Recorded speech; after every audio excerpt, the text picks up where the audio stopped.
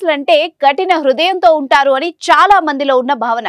అక్రమార్కులపై, నేరాలు చేసిన వాళ్లపై కాస్త కఠినంగా వ్యవహరిస్తారు కాబట్టే బహుశా వాళ్లకు అలాంటి గుర్తింపు వచ్చుండొచ్చు.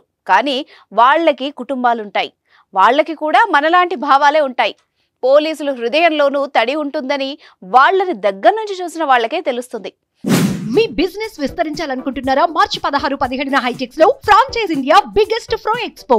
కరోనా సమయంలో అయితే ఇంకా చెప్పాల్సిన పనే లేదు.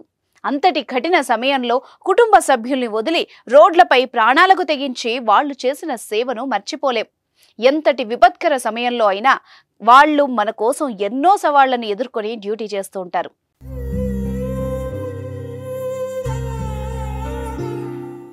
తాజాగా ఇలాంటి ఓ ఘటనే చోటు చేసుకుంది. అదేంటో ఇప్పుడు తెలుసుకుందాం.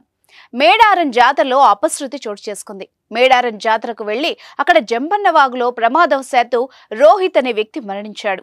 దీంతో అతడి మృతదేహాన్ని గజ ఈతగాళ్లతో పోలీసులు వెతికి తీయించారు. వాగు నుంచి యువకుడు రోహిత్ మృతదేహాన్ని పోలీసులు భుజాలపై మోసుకొని బయటకు తీసుకొచ్చారు.